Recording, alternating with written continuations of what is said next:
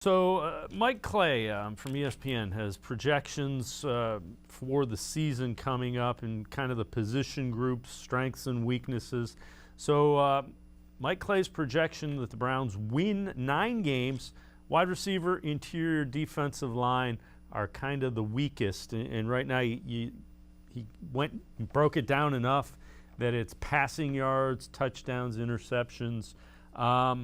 He also has the Browns likely winning the first 4 games, better than 55% chance in each of them.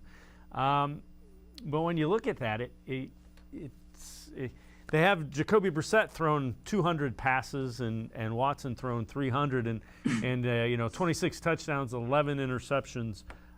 It's kind of interesting. I know you kind of looked at this. What did you take away from the projections by Mike Clay? Yeah, we broke this down pretty detailed last night on my show. Me and Jake Burns did, and we looked at from the numbers down, from Watson down. The numbers from Watson don't really make sense to what he projected as a 6-game suspension. He has him starting 11 games for the Browns this year, and at 2,454 yards, 16 touchdowns, and 7 interceptions is rather underwhelming. And then, you look at Brissett's numbers. Sure, I would take the 10 touchdowns, 4 interceptions in 6 starts right now. But if you combine those numbers, Dave, you're looking at an overall quarterback position of what's supposed to be a revamped and highly explosive offense of 3,824 yards passing for the season, 26 touchdowns and 11 interceptions. Doing the math on Watson, that's an average of 223 yards a game and less than 2 touchdowns a game. I don't know where he's getting those projections. You look for the running game. You look for, them to have huge numbers there.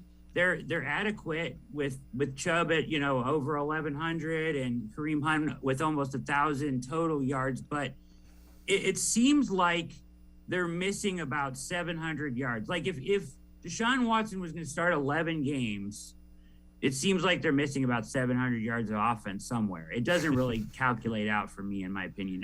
If you would say that he was going to, this was the projections for Brissett starting, 10 games and Watson playing 7, then I would say, sure, that makes a lot more sense. But with Watson starting 11 games as he projects here, this seems like there's missing a lot of numbers. They got Cooper under 1,000 yards receiving, Njoku at 593 yards. So if you added about 700 yards in there, you could get Watson up more towards 300 yards a game. I think you throw some more touchdowns in there. I think that Donovan Peoples-Jones maybe kind of separates from the pack with Schwartz and Bell there and gets closer to like 700 yards. And I think same with Njoku, gets up towards 600-700 yards. And I think that would make a lot of sense if you distributed the yards that way. It seems like they're just missing some offense here. And if you look at the rankings as well, he has them ranked as the worst. He's got them as, let me take a quick peek here, Dave. 27th, 29th, 29th, and 28th in passing offense. So not great projections here from Mike Clay. Yeah, and I get the wide receiver core, but I think the young guys will be a little bit better than that.